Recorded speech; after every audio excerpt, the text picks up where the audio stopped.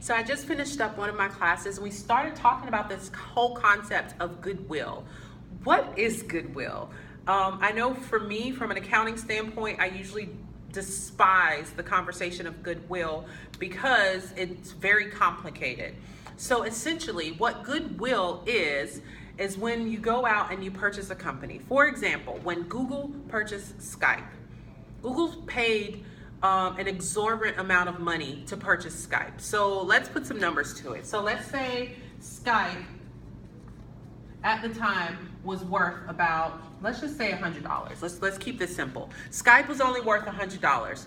Well, Google approached Skype and said, hey, we'll pay you $5,000. Okay, so Google decided that they would pay this to Skype.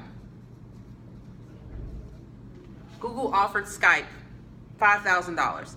So of course the executives at Skype were like, sure, why not? From an accounting perspective though, how do you make the difference between those two numbers?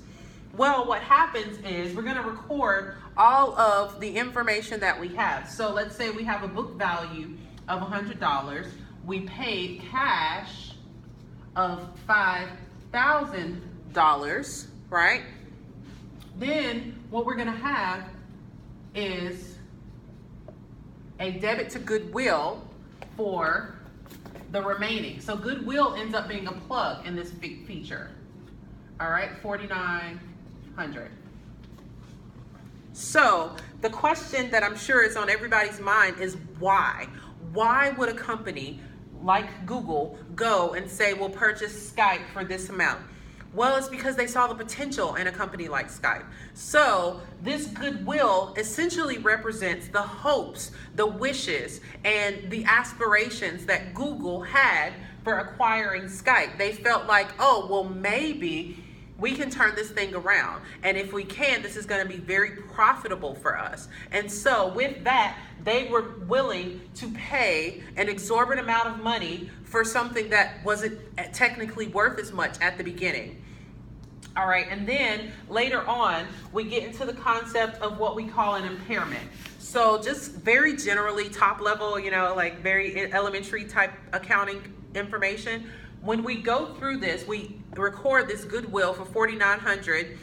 That has to stay on the books forever as an asset unless it doesn't pass what we call the impairment test. An impairment means once a year, theoretically, we look at our goodwill and we try to decide, well, how is our investment going? Or do we really feel like it's still going to be worth, this initial investment? If we do, then we just leave it alone. Our goodwill is fine. However, if we go back to the drawing table, we work some numbers, do some calculations, and it comes back and we realize maybe we were a little bit overzealous, maybe we really kind of overdid it just a little bit, then what we're gonna have to do is we're gonna have to do an impairment. So we would have to debit loss from impairment, and then we would credit goodwill.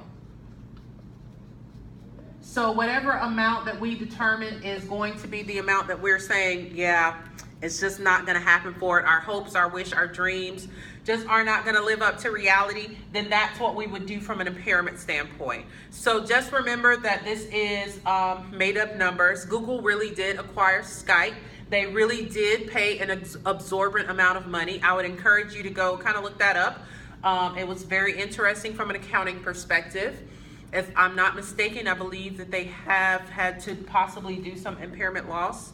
But yeah, real world, working in the accounting world, gotta love that. So hopefully now you understand a little bit better about goodwill. Please feel free to leave comments, and thanks. That's all. Bye.